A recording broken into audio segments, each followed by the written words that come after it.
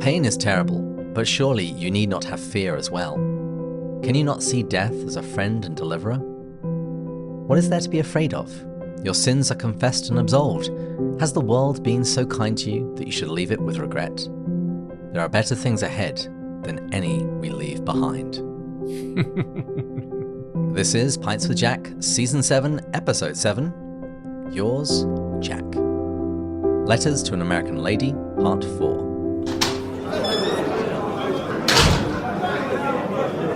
Dear Pints with Jack listeners, thank you for downloading this episode of Pints with Jack, the podcast where we discuss the work of C.S. Lewis.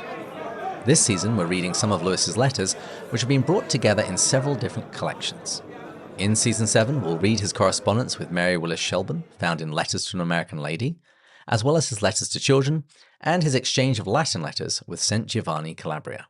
Today is our last episode going through Letters to an American Lady. We'll be covering the final period of Lewis's correspondence with Mary, from 1961 to 1963, an exchange which came to a conclusion at Lewis's death. All blessings, Andrew, David, and Matt. Ready to wrap things up today, gentlemen? Well, not as ready as I was half an hour ago. Let me pour a drink, though. What's that quote, Lord? You have the Serenity quote, but it's a funny play off it. Give me caffeine to change the things I can change and alcohol to accept the things I can't. Listeners, we spent 35 minutes getting the audio equipment figured out. Satan does not want this recording to happen, but we're here. And you know what? I'm very looking forward to this. I was thinking about this. The last part of this is an incredibly wise, saint-like human who has a number of reflections on death in a kind of an indirect way. He's dying. What are the things he writes about? We're going to have a theme of forgiveness in here in a pretty big sense. Yeah. I mean, it is really cool to have this front row seat to an individual discussing a personal friendship right before he knows he's going to die, probably within 12, 18 months. And so he's writing with that in mind. And you do see a sense of a little bit of a difference. So I'm excited. I'm ready to wrap this baby up. Well, and I too am excited. Just this last week, from part of my biography and graduate work, the end of Walter Hooper's Hooper and Green's biography, expanded biography of Lewis, and it had these very poignant scenes of his last few days, and so it kind of prepared me for this as well. Well, what's everyone drinking today? I am drinking a Bushmill Irish whiskey, and with Coke. Because I'm being lame. Oh, I can't unhear that. I would just like to add that we are not drinking in the morning today. We are sneaking this one in. Not currently drinking in the morning, you mean. This is a good caveat to make. It's highly unlikely. If you hear us drinking, we're not doing the 9 a.m. recording. Let's just set that straight. Most likely assume that. Yeah. Well, I just in the mail today received our gift from Bud, and I stopped into the to our local liquor store right there on Plant Street, our main drag, and met Jason, the new owner. There we go. The new owner of Tony's Liquors, and he does not have the Lagavulin or the Lafroig 18, but maybe they'll have some in Sarasota. So I'm doing the Offerman Lagavulin 11 again from the decanter. Lovely. Well, cheers. Cheers. Wow, your artificial clinks sound like mine. Yours sounds a little cleaner. And my whiskey tastes cleaner than Matt's, too. No Coke in mine. Yeah, lay it on thick. I get it. Right, so we complete the final part of our journey. In the opening letter of 1961, Jack talks about what to do with imperfect penitence would probably be the best way of putting it. When you're dealing with somebody that is saying sorry, but maybe imperfectly. And because there seems to be some kind of reconciliation between Mary and some unknown party or parties. Once again, I'm assuming it's something within her family. But she doesn't seem convinced of their apology. And Jack tells her that whatever she does, it must be done, he describes it, with perfect charity and courtesy.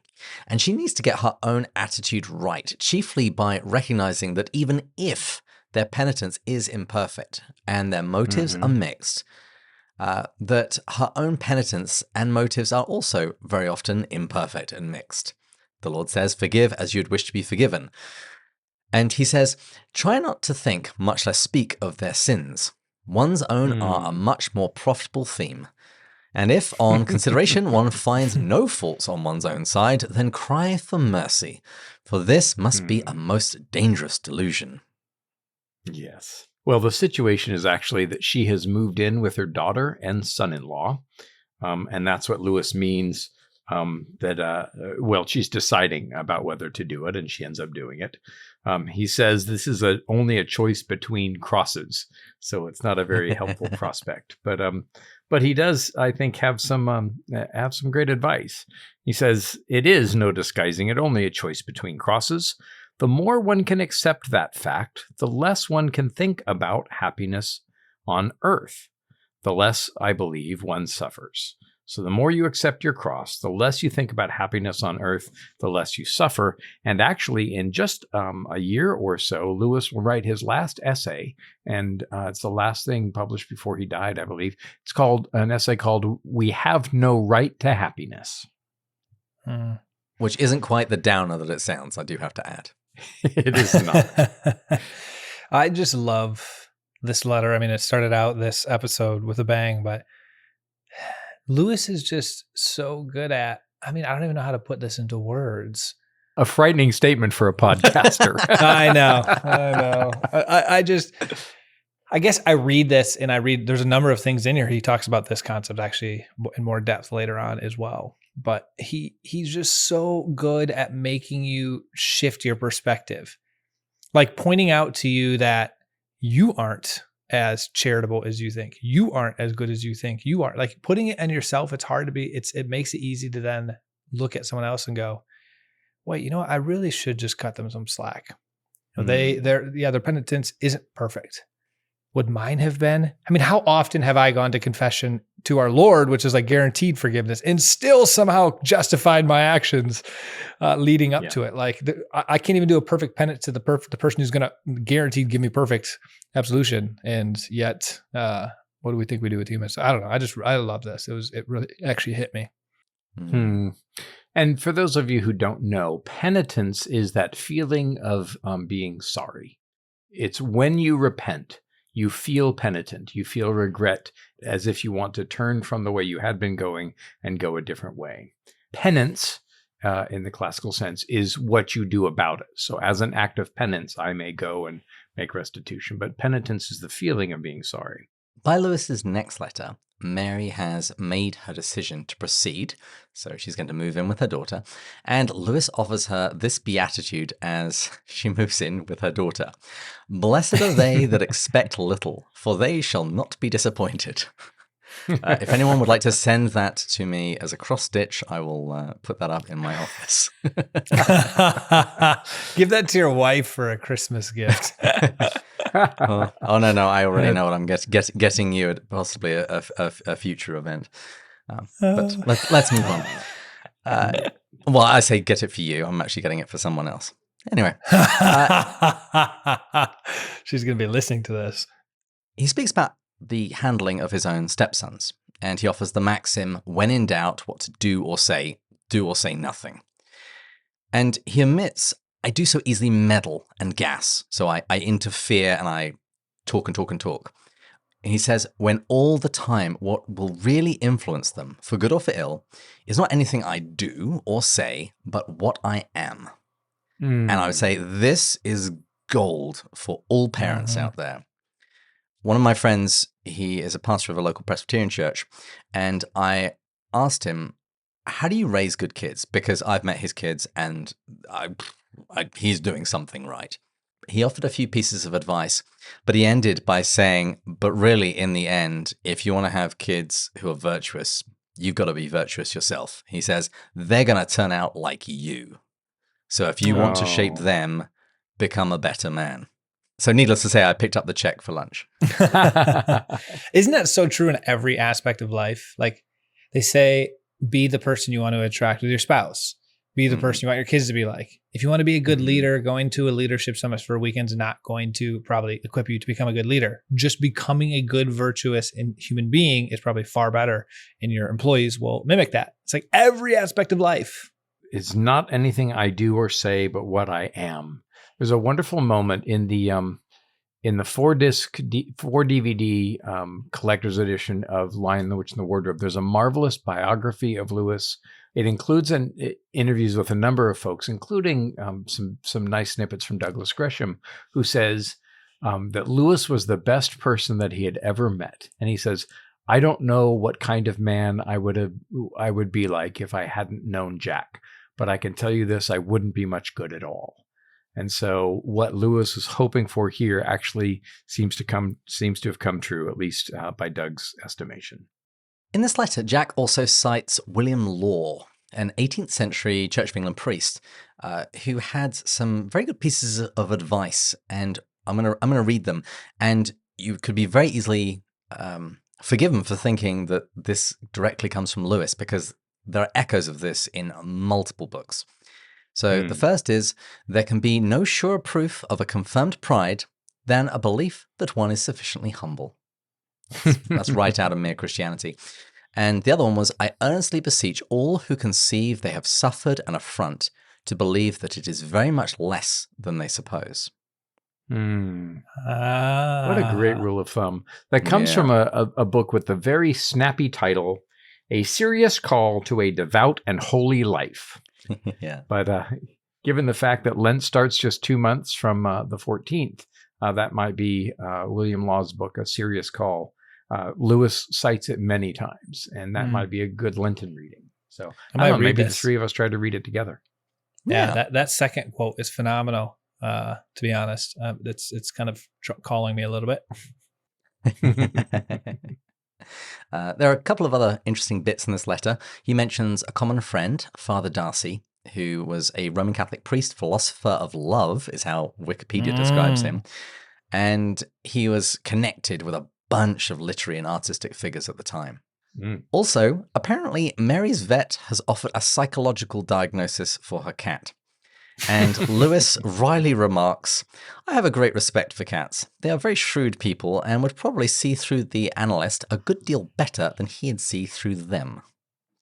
There will be more cat talk in this episode. But Matt, you had some thoughts on the March letter. Well, this actually connects to your first letter. And let me preface this by this made me think of one of my favorite movies, On Golden Pond.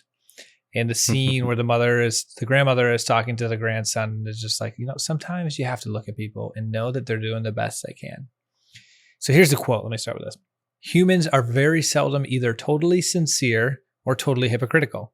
Their moods change, their motives are mixed, and they are often themselves quite mistaken as to what their motives are. That stuck out to me because at first I think it's a very charitable approach towards people. We can very easily attribute negative motives to people that don't have negative motives, or maybe negative is part of it, but there's other stuff in there. We don't know what's going on in their lives. It's just a really good way to approach situations. Kind of made me think of that classic tripe platitude or something. Don't attribute to malice that which can be attributed to stupidity. I felt like there was something a little bit similar there. Yeah. Well, and Lewis says that a lot of problems can be solved by thinking the very best one can of another. That's good. Well, in April, Jack has some kind of virus. And in June's letter, we've got some more advice on letting go. And this is straight out of the Screwtape letters, really. He says, we must beware of the past. Any fixing of the mind on old evils beyond what is absolutely necessary for repenting our own sins and forgiving those of others is certainly useless and usually bad for us. And he notes that the constant obsession with the wrongs of the past is something found among the damned in Dante's Inferno. Well, this is not only Screwtape. This is Great Divorce. Of after the murderer repents his sin. I mean, the person who's been harmed by it needs to just let it go. Which is why it's Until We Have Faces. I mean, the regret that Orwell has. Lewis is clearly clearing his throat with Great Divorce in order to perfect this. And I was struck by this line. I'm sure, I imagine the two of you weren't, but that is one of the dangers of being like you and me, old. There's so much past now, isn't there? And so little else. But we must try hard not to keep on endlessly chewing the cud. We must look forward more eagerly to sloughing that old skin off forever. Metaphor is getting a bit mixed here, but you know what I mean. And it's strange. I'll be 58 in 2 weeks. And I'm kind of shocked that I'm that old and that by almost any measure, most of my life is behind me. There's virtually no way that I will that I have more time yet to live than I have already lived. And so this starts to strike more and more closely. There's so much past, but also the past is littered with the grace of God. And so I can see by this backwards glance how good God has been to me. And if he has been that good in the past, he will see me safely home as well. We're going to miss you, Andrew. What's that, Sonny? What's that? Let me put in my tea so I can hear you. Well, I was actually just going to point out that you've only known us for 6 or 7 years. 3-4 years. And so, the majority of your life might be behind you, but clearly the best is yet to come. It's true. And one of the things that I say when I meet a new friend is just struck by the sentiment. I'm glad that most of our friendship is still before us. You have so much time to annoy me ahead. Well, it's such an easy task. Well, the letter in July is actually from Warney rather than Jack. And he says that Jack is in hospital, and so there's going to be a delay in his response. And Warney sends another letter in August, giving an update on Jack's health. And Warney writes one more letter saying that while Jack is improving, he's very tired. He's had a series of blood transfusions, but he is now back home at the kilns. And there will be an operation in the future, but not right now, which Warney takes to be a good sign. Yeah. A couple of things to notice about this. We find out later in the series that Jack is suffering from anemia, which is why he's getting the blood transfusions, so he has more iron in his blood. The operation, and this is what kills Jack. So he's got kidney disease, and it's before dialysis. The first dialysis machine, I think, is in 1965, a couple of years after Jack dies. But he also has a weak heart, especially because there's shrapnel near his heart. And so what ends up causing his death in a couple of years is he needs a kidney operation, which he cannot have because it would put too much danger on his heart. And so he dies of kidney disease. And that operation, long hoped for, never happens. And that's, that's part of why Jack goes. It seems preternaturally early to me. He's a week shy of his 65th birthday. We know many people, I'm sure, in their 60s and 70s and 80s who are still living vibrant lives. And it seems rather young, but you get the sense, especially in these letters and in some of Lewis's other ones, that he's ready to go. And he says to Warney a couple of weeks before he dies, I've done all that I have come to do. And so he has a sense that God has finished using him in the role that he's used him. And now he's ready to die. And there's a great deal of peace that he has with that. And that's a blessing for me, especially in light of the great grief that he's still experiencing, having lost Joy the year before. And a couple of days before the Christmas of 1961, Lewis returns to the writing desk just to say that his health isn't making much progress. And he also notes how impressed he's been with No Man is an Island by Thomas Merton. I've read extracts from that and have definitely liked it. Have either of you read it? No. I think years and years and years ago, and I think I also read Seven Story Mountain. I wasn't impressed, but I probably wasn't old enough for the book yet. So my exact sentiment. I also read Seven Story Mountain, wasn't impressed, and I just have to assume that's a fault in me and the 20-year-old that was reading it. Well, and I really do believe, Lewis said that he'd never read more than a page and a half of a book he didn't enjoy, although he had read so much. I do believe that sometimes we read books and we aren't old enough for them. And so rather than disliking them, I just say, maybe I need to grow. I'm ashamed to say and surprised that my wife agreed to marry me in spite of this fact. But it took me 25 years to finish Pride and Prejudice. I started it as an 18-year-old and just didn't get it. And by the time I finished it at 43, I'm like, this is hilarious. I love Jane Austen. So it was badly done, Andrew. Badly done. All right, that's a reference. I did to the Emma, best but that still. I did the best that I could, and I didn't give up on it. Well, let's move into 1962. So things don't kick off great. Things don't seem to be well with Mary. And in this letter, Lewis mentioned a dipsomaniac, so alcoholic, retired major who refuses to try AA on the grounds that, quote, it would be full of retired majors. Andrew, is he talking about Warney here or someone else? I'm almost certain that he's talking about Warney. And in fact, Walter told me once that when they got ready to move Warney out of the kilns and sold the house, when they cleared off the tops of the bookcases, what they found was hundreds of little empty alcohol bottles and dozens of AA pamphlets. So we think that Warney had tossed the empty alcohol bottles up there, maybe to hide the evidence. And I wonder if maybe Jack and Joy, Joy was particularly sensitive to alcoholism. Her husband, her marriage ended in part because of her husband's alcoholism.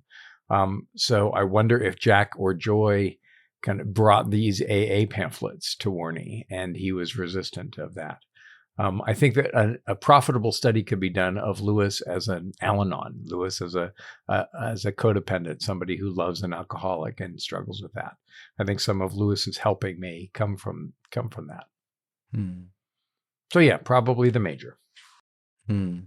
Well, there isn't any more mail until April, when Lewis writes to say that the operation that was looking to be scheduled at some point on his kidneys has been permanently scrapped. And as Andrew said, it is permanent. That never happens.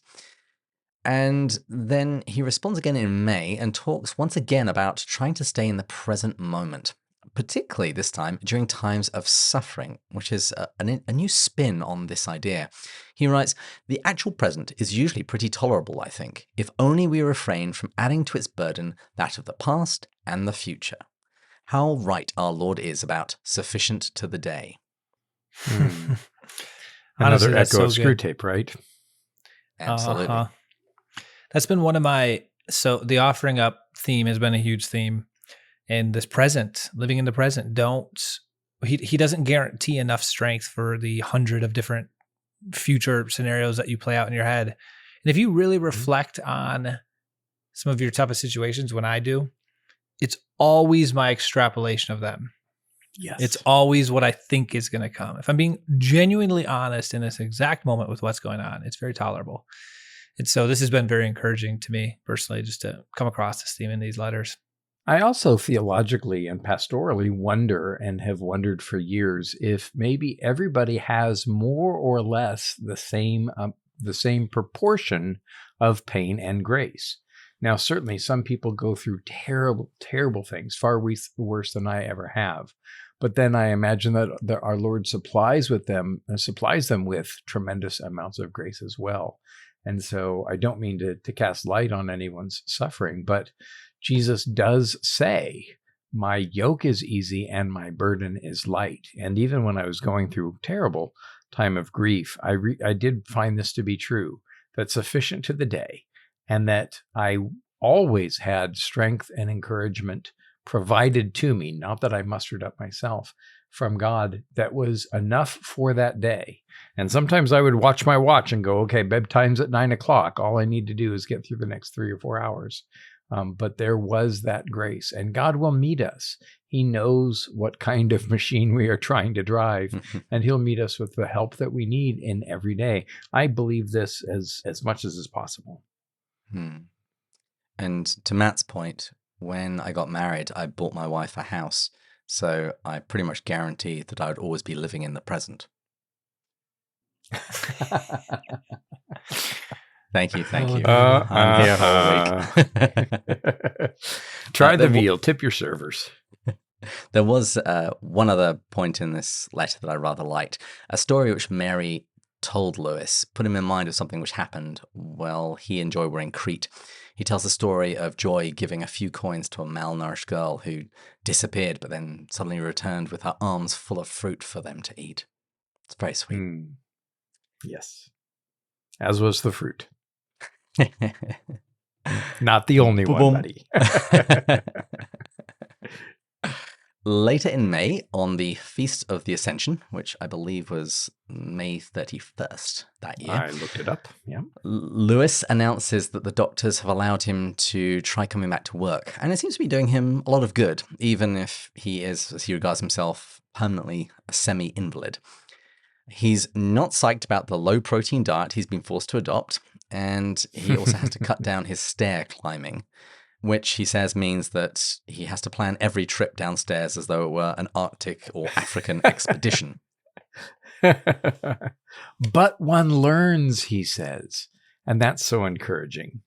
And there's also that note where he says, it must be good for my soul when there are things I really like for dinner and mustn't have them. Recently, I went through an experience and I just didn't like what was going on for me and was taking things as a bit of an affront. And I just remembered that phrase. I've preached about it recently too. It must be frightfully good for me. And to have that phrase at the ready, when I go through something bad, I have to assume that God allowed it because it's quite good for me. And that actually helped turn my attitude around, and I was smiling within the hour. Well, Lewis was there referring to meals, and in the next letter, it seems that Mary has also been put on a diet for her health. And a couple of months after this letter, Jack cheekily suggests that perhaps if both of them had done more voluntary fasting in their lives, they wouldn't have these ones imposed upon them. I love this because I think there's a really helpful framework here for thinking about life, in the sense that ultimately, if we think about let's connect this to the Great Divorce. Getting into heaven, we have to become a type of person. Of course, there's going to be God's grace upon the process. Obviously, there's a debate about purgatory and the role that plays. But nevertheless, whatever you believe, at the end of the day, none of hell or those parts of ourselves are going to be able to go into heaven. Mm-hmm. And so when you start with that, as he's kind of pointing out here, no matter what happens to you, whether you you kind of surrender yourself to these kind of fasts yourself, or the Lord puts them on you, no matter what, they're a grace because they're mortifying some part of yourself. And I feel like that just helps a lot with the offering up of the struggling. It helps with just like, okay, did I do something wrong to get this? I mean, yeah, you might have been holding on to something that you weren't letting go. So you could, but I wouldn't phrase it as you did something wrong. I would phrase it as the Lord is loving you so hard right now in this moment. I think that's beautiful. Yeah. I need to speak into this pastorally. Did I do something wrong to deserve this? Although, however tempting that sentiment is, I think fundamentally denies what has been accomplished in the cross. And I was telling my men's Bible study guys just last night, the night before last night, God isn't angry at us anymore. Yep. God isn't even frustrated with us because Christ paid for all of those sins. Does God discipline us? Yes. Mm-hmm. But does he ever discipline us like those, we see videos sometimes of these terrible parents who are disciplining out of anger. He is not angry with us anymore. The cost of that was his son on the cross. But he is not angry or even frustrated with us. And so when I'm angry or frustrated with myself, that must be another voice besides the voice of God. Yes. Now, does that mean I don't mess up? I mess up all the time. Does that mean that that God will keep me from all consequences? Of course not. He will allow us to face the consequences. And Hebrews says he disciplines those he loves, even though no discipline seems pleasant at the time. But he isn't angry. He didn't allow this to happen to you because you did the bad thing. All of that was paid for at the cross. Nevertheless, there are consequences to our behavior, and God will discipline us, which is why I find so much hope in Lewis's statement, this must be frightfully good for me. So anything untoward in my life is what God has allowed and that he will deliver me from. And the more I depend on him, and the more I keep sight of his love for me, even in those untoward moments, those unpleasant moments, I think the closer I get to becoming the person that he wants me to be. Thus endeth the lesson. No, I think I like the word loving consequences. Like our actions can lead to consequences, but they're completely out of love for our benefit. And honestly, they're a gift. We should rejoice in them. Yeah. Well, he comments on something at the end of this letter, which anyone who takes daily medicine will recognize. The situation when one can't remember if one has already taken the medicine, and then having the dilemma as to whether one should risk missing a dose or double dosing. And as someone that takes blood pressure medication, I know this quite well. His last letter in July features more cat talk. He says, yes, it is strange that anyone should dislike cats, but cats themselves are the worst offenders in this respect. They very seldom seem to like one another. And he also reflects on how men and women react to illness. I'm just going to read this section. I just thought this was fascinating. I'm not sure how much of it I agree with, but I thought it was fascinating. He says, I have a notion that apart from actual pain, men and women are quite diversely affected by illness. To a woman, one of the great evils about it is that she can't do things. To a man, or anyway, a man like me, I think that's an important qualification, the great consolation is the reflection, well, anyway, no one can demand that I should do anything. I have often had the fancy that one stage in purgatory might be a big kitchen in which things are always going wrong. Milk boiling over, crockery getting smashed, toast burning, animals stealing. The women have to learn to sit still and mind their own business. The men have to learn to jump up and do something about it. When both sexes have mastered this exercise, they go on to the next. And actually, in a later letter, he says that both sexes must be told to mind your own business, but in two different senses. Yeah, we need to combine the Marys and the Marthas within us, don't we? And Jack ends by saying that he's improving physically, but that his improvements make him miss joy more. And from the September letter, we discover that Mary and Jack are in opposite situations. She's fearing the possibility of an operation, and he's fearing that his operation will never happen. I do want to just mention a couple of things about the September letter, which I really enjoyed. He says, nausea is horrible, isn't it? Worse than all but really severe pain. At least it dominates the mind and the emotions more. I know only too well the knowledge of one's acts have, contrary to one's intention, led to all sorts of dreadful consequences. That's a heavy burden, but it is a burden of regret and humiliation, isn't it, rather than of guilt. So he distinguishes between regret and humiliation from guilt, and that's a helpful distinction he's defining and describing. And I had also never thought of nausea as one of the worst things that one can experience except great pain. How carefully he observes even his own illness and sickness is just incredibly helpful to me. I have a wife that has very bad morning sickness for the first trimester. I know all about nausea and how horrible it is. Well, I don't know all about it. She knows all about it. I just look at it from the outside. I'm looking at rather than looking along. Yes, if you were really a loving husband, you would throw up for her. I've tried. Well, in October, we learn that Mary really seems to be suffering at the hands of her doctors, but Jack picks things up with yet more cat talk. He writes, I can't understand the people who say cats are not affectionate. Our Siamese is almost suffocatingly so. True, our Ginger Tom, we mentioned him earlier, a great Don Juan and a mighty hunter before the Lord, will take no notice of me, but he will of others. He thinks I'm not quite socially up to his standards and makes this very clear. No creature can give such a crushing snub as a cat. That's from I'm different than Lewis. I don't like cats, and I think they are not affectionate at all. Yeah.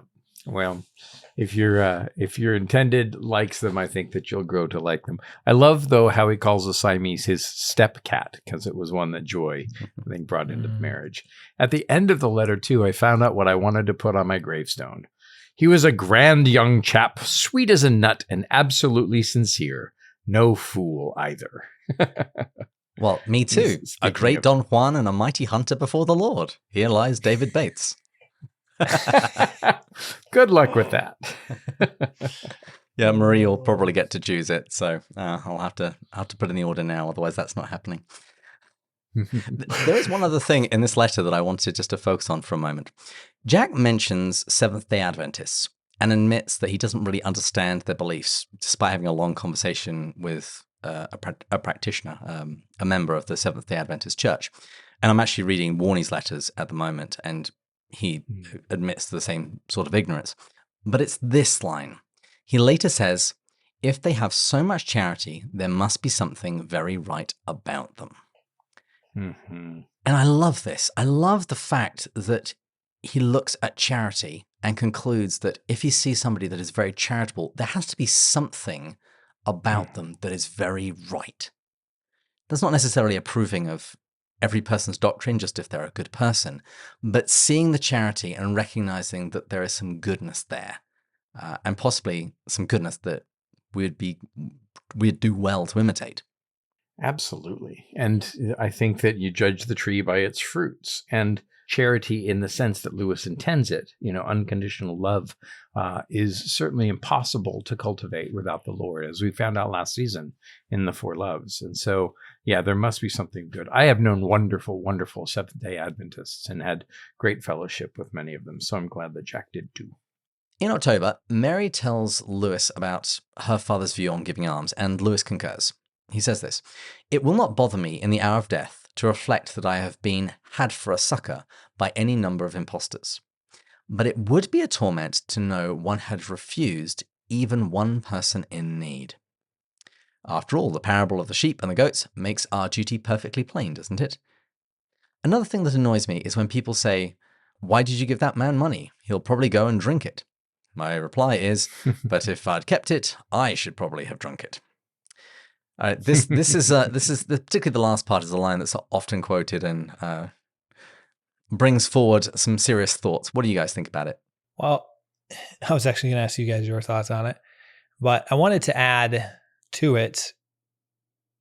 There's another scenario. It's not just you gave to someone deeply in need or you were had for a succor by an imposter. There's a third scenario that's very real today with addiction, that you could have given to someone that it caused their death.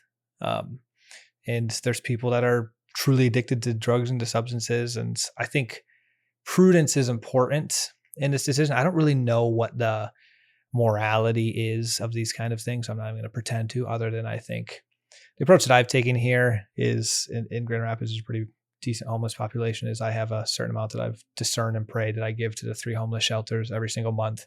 And so when I cross someone on the street, I encourage them to go there and share with them. And I've actually had a number of people say to me, "Oh, thank you so much. Actually, that place helped me a lot." And so that's the approach I've personally taken. But there's times, I feel callous when I walk by people and I don't really know what to do. So this is something that I have a fair bit of experience with, especially with my the time that I've spent in recovery in Al-Anon for codependence. And yes, there is a danger of what they call enabling. To enable an alcoholic is to enable them to get drink. Nevertheless, Lewis lived with alcoholism and knew it firsthand.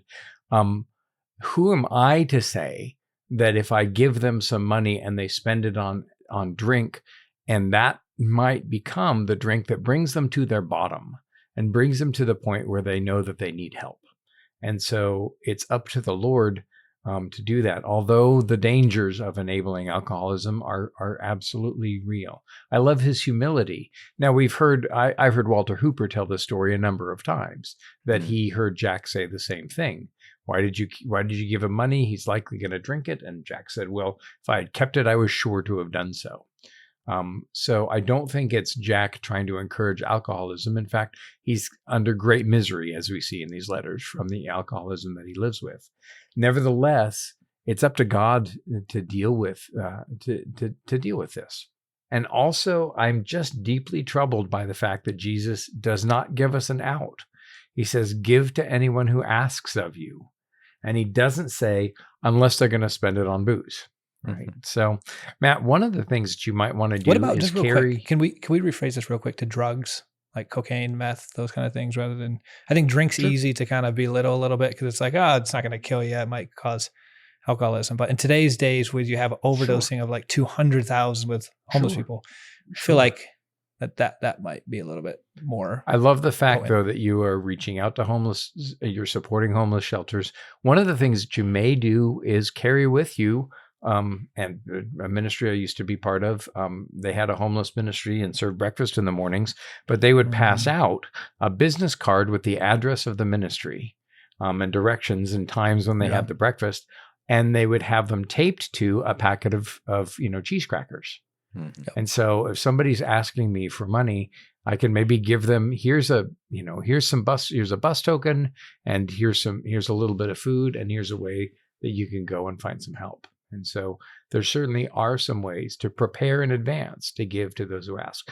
Tape a card to the local, soup kitchen or whatever, to a bottle of water, and give it in Jesus' name. So, but our Lord doesn't let us off the hook. Yeah, there's a great ministry here that lets you buy these little coupons that can only be exchanged at their place, the homeless shelter. And I agree. He doesn't let us off the hook. I think sometimes his answer is prudence and intent. Like if I see someone literally overdosing, I'm probably not going to hand them a whole bunch of cash in their overdosage. I think he might not let me off the hook on that bad decision. No. I think we just have to, it's not really an answer, but I think prudence is obviously a fruit and a gift from the Father, and just kind of asking what that is.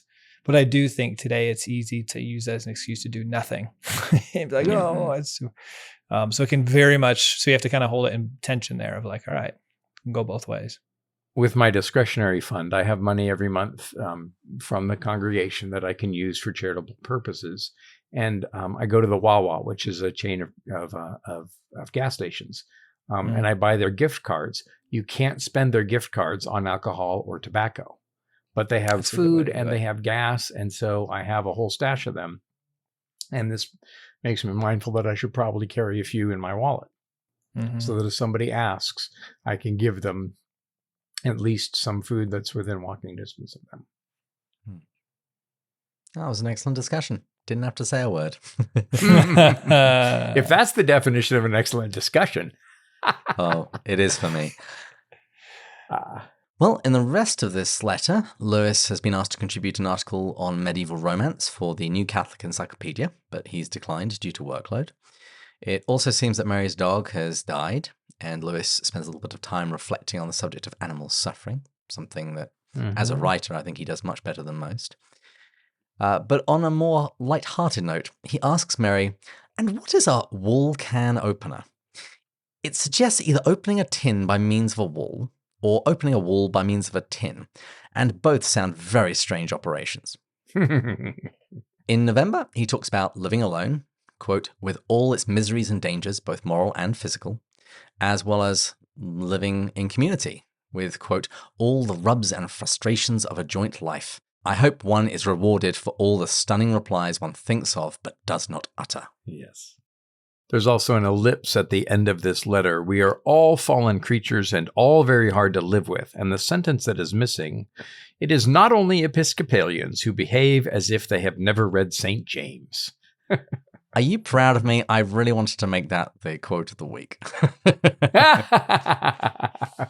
No, it's Catholics. The Episcopalians have read a lot more Bible than the Catholics have. I don't know. Luther thought it was an epistle of straw. I just figured you guys would be copying him. All right, let's move on. In a letter later that month, he talks about animal suffering a little bit more and references his book, The Problem of Pain. And he also talks about the danger of spiritual evils, covering much of the material that we find in Mere Christianity that Matt and I spoke about in season 1. That made a real impression on us. But he ends the year with a letter about a topic discussed before, ancient lineages, but also about dependence. And regarding that, he writes, poverty merely reveals the helpless dependence which has all the time been our real condition. We are members of one another, whether we choose to recognize the fact or not. And I detect a little bit of an influence of Thomas Merton in that statement. Yeah, one has never been independent.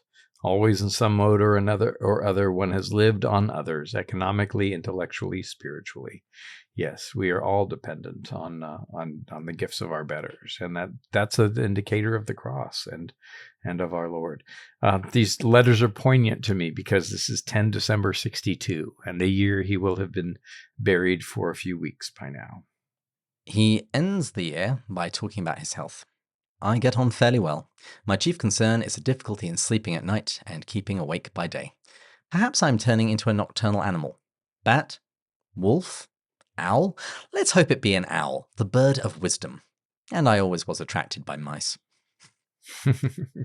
He had mice who visited him in his room, in his rooms in Magdalen. And so they had gotten in the walls or whatever. And I think he even fed them and welcomed them. Yeah, we're going to read about that in Letters to Children. It's one of my favorite lines that he writes. But now we enter 1963. I'm going to move mostly quickly through a lot of the things that happen. I just want to point out some of the things that happened. You two feel free to jump in if there's anything that you want to focus on. In January, he writes about beauty and asks, do women value beauty in men? My wife would obviously say yes. Later in January, he chastises Mary. He says, I don't mind betting that the things which had to be done in your room didn't really have to be done at all. Very few things really do. What worse than inconvenience would have resulted if you had left those things undone? Do take more care of yourself and less of things.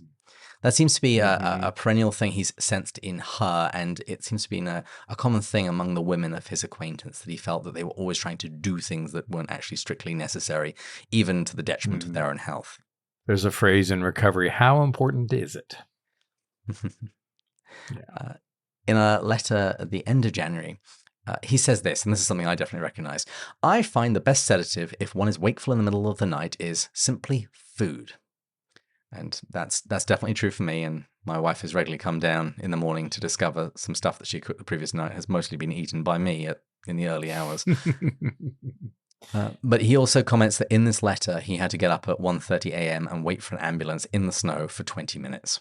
So I can picture that, right? Standing at the end of Lewis Close on Kiln Lane. And and the snow that was pitted, and must have been miserable. Yeah. In February, there's more cat talk, and he says that God has a plan, and this can be seen in helping cats. In March, he talks about animals wearing clothes, and it's very funny. It's quite charming. And actually, in the February letter, I had starred this. The strange and terrifying things which happen to us are really for our benefit. And so even though he is in the last year of his life and he's suffering great illness and all the rest, he still acknowledges that God means for good what others may mean for evil. And even this falling apart and his moving towards death is really a moving towards the great eternal reward. And he has sight of that. He's a resurrection person, and that gives me great hope. In April, he mentions that he's finished Letters to Malcolm. We will be doing that in a future season. Very much looking forward to it. And then in May, Lewis increases the money that he's sending to Mary. He's been sending her money as soon as he was able to circumvent the legalities of that. And then the following month, he references the death of Pope John the 23rd and how much he misses Warney. And in the June 10th letter, he says, my brother is away in Ireland, and the ellipse omits the phrase, recovering, I hope, from one of his bouts. And so I think that perhaps Warney, seeing Jack's decline, is dealing with it, the only way that he figures he can. And yes, and then we come to the June letter. Yeah, and then in June we come to what I regard as the letter of this book. It is probably the thing that is most often quoted, usually incorrectly, and usually devoid of context, so people don't understand what Lewis is saying. It's not just some positive affirmation that tomorrow is going to be better than today. I read most of it for the quote at the beginning of the episode, but I'm going to read the section of it so we can discuss it in a little bit more detail. He writes, pain is terrible, but surely you need not have fear as well. Can you not see death as the friend and deliverer? It means stripping off that body which is tormenting you, like taking off a hair shirt or getting out of a dungeon. What is there to be afraid of? You have long attempted, and none of us does more, a Christian life. Your sins are confessed and absolved. Has this world been so kind to you that you should leave it with regret? There are better things ahead than any we leave behind. That's so beautiful. Yeah. That's the wisdom of death that we saw in Out of the Silent Planet. I mean, Lewis is living it out. Mm-hmm. You know, I was curious your guys' thoughts on this. I know it's a controversial issue, but you know, two smart people here. And he says you've long attempted a Christian life. You've confessed your sin and absolved. What are your guys' thoughts on just the confidence or the assurance? I don't know, assurance is a bit of a charged word in theological debates, but I just think to myself, I mean, I my fear of death is a little bit to do with I'm not entirely sure. And I guess I just recognize I am doing my best. I do think I fall under what he just described, but I'm like, I don't know. Well, the traditional Catholic way of responding to it would be not that we have an absolute certainty, but we have a moral certainty. St. Paul said of himself that he didn't know any account against himself, but that didn't necessarily mean that he was acquitted. But then at other times he speaks with confidence that he's departing from this life to be with Christ. Yeah, and I'm sorry, I'm trying to find a Till We Have Faces quote. It's Psyche talking about why death is a good choice. About the getting out of a little room? Is that the one that you're going for? Yeah. What I think, well, you look for that up. I think my fear is, David, going by with what St. Paul says. Yeah, I'm not sure because of my confession. I'm not sure of like an account against me. But I think a subtler, a little bit more scary way is I'm not entirely sure of those things on earth I'm holding on to that aren't necessarily like blatantly obvious mortal sins. You've done this wrong. But it's like, I'm choosing this ahead of God in a way I don't really realize. I have never been put to the test to see if I really am. All of those things where maybe God is fifth in line and I have no idea.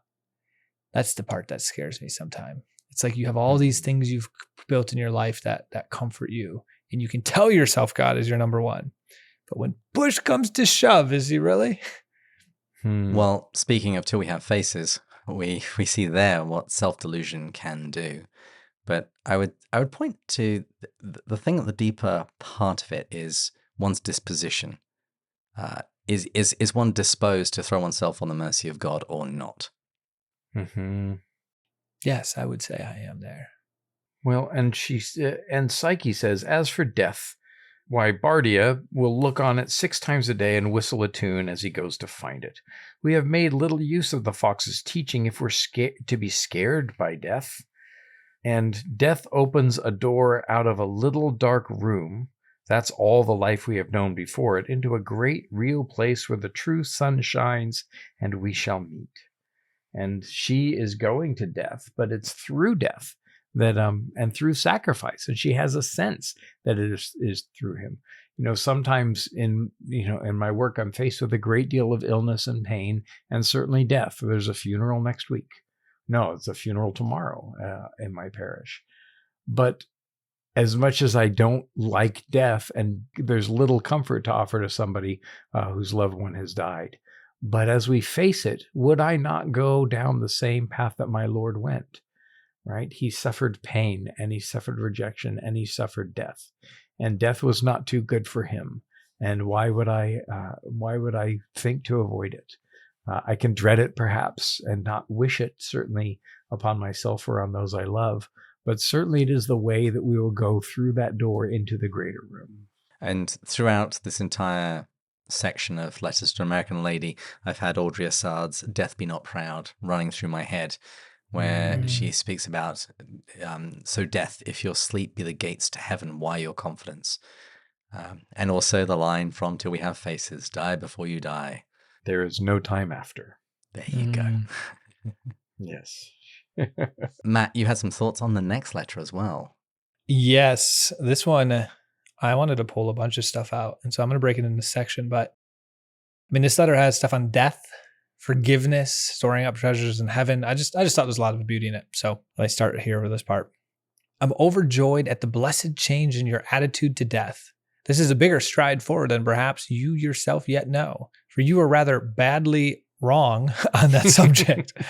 Only a few months ago, when I said that we old people hadn't much more to do than to make a good exit, you were almost angry with me for what you called such a bitter remark. Thank God you now see it wasn't bitter, only plain common sense.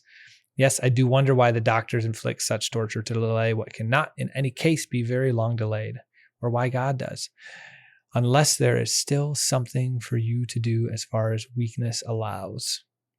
So first of all, I know Lewis, because he's so saint-like, he's nearing death, he meant that 100% charity. But if I'm reading that, it feels a little direct. If a just man strikes or approves me, it is kindness. Yeah. Well, he doesn't tell her he's wrong until after she realizes it for herself. Yes. So at least there's that. So now to the next part, though. That was just more fun. But I hope now that you know you are forgiven, you will spend most of your remaining strength in forgiving. Lay all the old resentments down at the wounded feet of Christ. And remember, he knows he's coming close to death. And so I just love that this is what he's thinking about. And we're going to see this later on too, where he actually says that he felt like he was able finally to forgive an individual to the fullness. And so just forgiveness is a big thing that Lewis brought to the near part of his death. Now, one final part on how we should approach every day. But oh, I do put you for waking up and finding yourself still on the wrong side of the door. How awful it must have been for poor Lazarus, who had actually died, got it all over, and then was brought back to go through it all again, I suppose a few years later. I think he, not St. Stephen, ought really to be celebrated as the first martyr. Yeah. You but say, I do pity you is what he said. Yes. Yeah. You say too much of the very little I have been able to do for you. Perhaps you will very soon be able to repay me 1,000-fold. For if this is goodbye, I am sure you will not forget me when you are in a better place. You'll put in a good word for me now and then, won't you? It will be fun when we last meet. There was just a beauty to that too. I mean, it was like ready to go seeing old friends, storing up treasures in heaven. Come put a good word in for me. I mean, I really love that. And it is worth pointing out the fact that when we've spoken about Lewis anticipating death, Mary thinks she's for the grave sooner than him. And that line about perhaps you'll very soon be able to repay me 1,000-fold. It reminds me of a line from Saint Therese of Lisieux. She says, upon my death, I will let fall a shower of roses. I wish to spend my heaven in doing good upon the earth. Well, yes, there is actually a poem, and I'd like to read it. I don't know when it was written. I'll have to do some research on that. But Lewis wrote a poem on this very idea, and it's short. It's about Stephen, who is, of course, acknowledged as the first martyr that we get in the book of Acts, to Lazarus, who died and then was raised from the dead and had to die again. And here's what Lewis says. Stephen to Lazarus. But was I the first martyr who gave up no more than life, while you, already free among the dead, your rags stripped off, your fetters shed, surrendered what all other men irrevocably keep, and when your battered ship at anchor lay, seemingly safe in the dark bay, no ripple stirs, obediently put out a second time to sea, well knowing that your death in vain died once, must all be died again. So he looks at Lazarus as being the first martyr because to prove the resurrection and to be the ground of that site, I am the resurrection and the life, had to be summoned forth from the rest of death and then had to die all over again, knowing what it was like. And Matt, you're on a roll. I see you marked out the next letter as well. Yes. This one, the language in here is so beautiful. Think of yourself just as a seed, patiently waiting in the earth, waiting to come up, a flower in the gardener's good time, up into the real world, the real waking. I suppose that our whole present life, looked back on from there, will seem only a drowsy half-waking. We are here in the land of dreams, but cock-crow is coming. 'Tis nearer when I begin the letter. Yes. There's so much in here, but the very first part, the seed metaphor. I just love the seed metaphor. It creates a lot of hope that you're in a journey, in a process. You're not at a destination right now. I loved the gardener's good time. It's like God is a gardener. In his good time, he will figure this all out. So just be patient, keep growing every day, allow him to water you, allow yourself to be pruned, and just wait for the gardener to bring you up into the real world. And that made me think of ultimate reality. That made me think of the great divorce. That made me think of all that. Well, and think of this too. How does a gardener begin? What is the first thing that he does if he wants flowers or fruit? He plants the seed in the ground. Mm-hmm. He digs a hole for it and buries it. Mm-hmm. Right? This is only the preparatory and short life, and the life, our life, Lewis says in Weight of Glory, our life compared to the life of a cathedral or a civilization is like being compared to a gnat. Those things are mortal and temporal and will end, but our life will never end. And we only have this life to do what good we can and accept what grace we can. How often will we regret, if our tears weren't wiped away in heaven, that we complained about the cross that we were able to bear? This is the only time that we can do those things. And so let us do those with goodwill and good heart and good courage. Mm. The cockcrow is coming. It is nearer now than when I began this letter. Amen. And Matt, you have notes on the next letter as well. What is this? Yes. I know there's so much good stuff. He was wearing his "What Would David Do" bracelet. Do you know, only a few weeks ago, I realized that at last had I forgiven the cruel schoolmaster who so darkened my childhood. This time I feel it is the real thing. In the moment it does happen, it seems so easy. And you wonder why on earth you didn't do it years ago. So the parable of the unjust judge comes true. And what has been vainly asked for years can suddenly be granted. I also get a quite new feeling about if you forgive, you will be forgiven. I do not believe it is, as it sounds, a bargain. The forgiving and the being forgiven are really the very same thing. But one is safe as long as one keeps trying. It just goes back to that forgiveness. I mean, what if you had to ask yourself, what's the thing that's on Lewis's mind when he's dying? Like, we kind of had the answer here. So much is forgiving, letting go of these petty, pride, ego-driven, vanity type things. What's on his mind is cats who never forgive anything. Cats and forgiveness. You're right. And his own need to forgive everything. But I do think that last sentence is absolutely crucial. But one is safe as long as one keep trying. Yes. Yeah. It expressed the interior disposition. Yes. If their intention is only to walk, he is pleased even with their stumbles. That's why I tell people that it's called practicing religion, because practice is where you don't get it right, but you keep trying. Well, let me see if I can take this home, because sort of really the next set of letters outline Lewis's decline. In July, Mary seems to have heard some good medical news, but seems to have spent a lot of time complaining about the doctor. And Lewis very gently tries to encourage her to see things from his point of view, from the doctor's point of view of being overworked and having to explain complex biochemistry to a patient without any background knowledge. And regarding Lewis's health, he now has swollen ankles, which unfortunately is a sign that something is wrong. So he says he'll be seeing a doctor the following day, and he's rather worried that this will mean that he won't be able to go to Ireland next week as he had planned. And he signs off with a little bit of dark humor about the possibility of their friends starting a death lottery for the two of them. He writes, "Our friends might really get up a sweepstake as to whose train really will go first." Well, and he did have to miss his trip to Ireland. And in talking about the doctor, part of what happens with him is that he's getting some treatment from Dr. Havard. In fact, it's around this time, it's during the course of these letters, that because he's having kidney problems, Dr. Havard hooks him up with a catheter and a catheter bag, I guess. And Lewis wears it to a faculty party, and it comes all undone.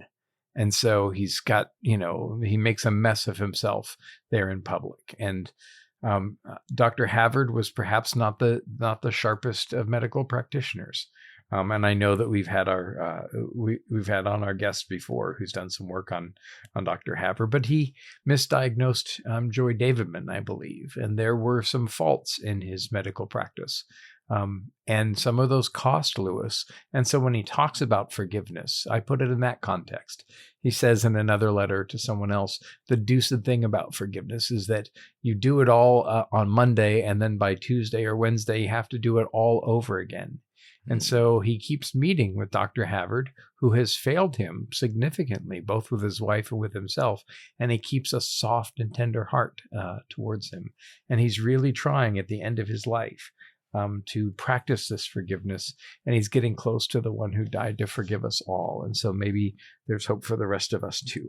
And a week later, Lewis writes to say that, yep, he's got to go into hospital that afternoon. He's feeling very tired and unable to concentrate for very long. And he ends with this warning. He says, "Don't expect to hear much from me. You might as well expect a lecture on Hegel from a drunk man." And anyone that's ever tried to read Hegel will understand why that's ridiculous. A little later, there's a hurried letter sent to Mary. It's at the end of the month, and by the hand of our very own Walter Hooper. He says that Jack doesn't have sufficient motor skills to write at the moment, and he says also that his physical crisis has greatly disordered his intelligence, and he is vividly aware of living in a world of hallucinations, which has actually got a wonderful double meaning if one takes Lewis's Platonism into view, that we are only in the Shadowlands. But about a fortnight later, Walter sends a more orderly letter explaining everything that's happened. He says that Lewis entered the Ackland nursing home on July 15th. He had a heart attack during the night and fell into a coma for nearly 24 hours, with the doctors holding out very little hope for his survival. He then says that he received extreme unction, so he was anointed with oil by his local priest, in preparation for this expected death. But I love it. He receives extreme unction, and instead he regains consciousness an hour later and asks for his tea. He then enters a period of time when he's very confused, but 3 weeks after entering the facility, he regains some of his strength and his rational faculties, and on August 6th, he's returned home, but with a nurse. And we've spoken about the jokes that he played on this nurse with regards to all of his books from Cambridge. I can't remember what episode that was in, but it's very funny. Walter says that Lewis has resigned his position from Cambridge. That's why he empties out the books. And Walter concludes with the following lines. Professor Lewis regrets that he is unable at this time, and probably for a long time, to answer your letters. He is very much concerned for you, and prays that you may have courage for whatever may be yours, both in the present and in the future. And then there's just one very short letter on August 30th, and this time it's Jack writing, saying that he is quite comfortable but very easily tired. And this is the last letter that he sends to Mary before his death on November 22nd later that year. Oh, he really lived September, October, so another like 10 weeks. Was he in a pretty vegetable type of state? I mean, not vegetable, but pretty worn down state for that period, or what was he? You know, I wish that somebody had a first edition of the letters that contains Warney's memoir that has something to say about that. Our talk tended to be cheerfully reminiscent during these last days. Long forgotten incidents in our shared past would be remembered, and the old Jack would return for a moment, whimsical and witty. We were recapturing the old schoolboy technique of extracting the last drop of juice from our holidays. And just before that, he says, in their way, these last weeks were not unhappy. Joy had left us, and once again, as in the earliest days, we could turn for comfort only to each other. The wheel had come full circle. Once again we were together in the little end room at home, shutting out from our talk the ever-present knowledge that the holidays were ending, that a new term fraught with unknown possibilities awaited us both. Jack faced the prospect bravely and calmly. I have done all I wanted to do, and I'm ready to go, he said to me one evening. Friday, the 22nd of November, 1963, began much as other days. There was breakfast, then letters, and the crossword puzzle. After lunch, he fell asleep in his chair. I suggested he would be more comfortable in bed, and he went there. At 4, I took in his tea and found him drowsy but comfortable. Our few words then were the last.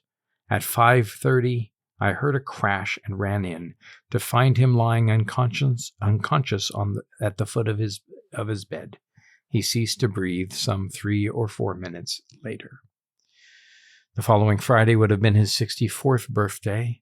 Even in that terrible moment, the thought flashed across my mind that whatever fate had in store for me, nothing worse than this could ever happen to me in the future. Men must endure their going hence. This is, I think, the same hour, if I've worked out the time right. I think that the difference between Dallas, Texas, and Oxford, I think it's 6 hours. And so, if Kennedy was shot at 12:30, so Jack dies about an hour before Kennedy is shot, and so that's how he remembered it. He kind of was drowsy and but still answering letters even the week that he died, and doing his crossword puzzle, and still with memories exchanged with Warnie. A sweet way, I think, to go. He was in the music room. If you ever go to the Kilns and go in the front door, common room to the left, dining room on the right, and then a hallway, and just a little to the right is the music room. It had been Maureen's room, and in his last days, it was Jack's room. My first night ever in England, I was invited to the Kilns, and I got to stay in that room where Jack passed away. And it's a bright and airy room to this day. I thought it was interesting how Warnie described their time together as a return to childhood, where they're sucking the marrow out of the holidays before the term begins. Because in another book, which we're going to read later this season, I'd actually say that the truth is actually spelt out by Jack himself. That at this moment, he says, the term is over, the holidays have begun, the dream is ended, this is the morning.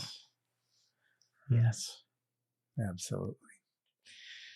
Well, we will have a Wonderful. retro episode once we've read the other 2 collections of letters, Letters to Children and the Latin Letters. But any closing thoughts about Letters to an American Lady? I would just take it as an encouragement to live that kind of life, to live with the kind of cheerful insecurity Lewis encouraged us to, that even our difficulties are frightfully good for us, and that our Maker intends far better things for us once we do shed our skin, once the train leaves the station, and once we go to our true home, our true country that we've been longing for all of our life. Well then. Next month, we're going to be sharing a bunch of After Hours episodes, beginning with Matt's interview of Dr. Joe Rigney about Lewis on the Christian life.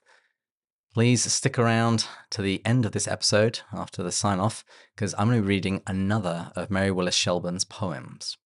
Last time I read one about Christmas, and this time I'm going to read one about Epiphany and the visit of the Magi. But I do hear the call for final drinks.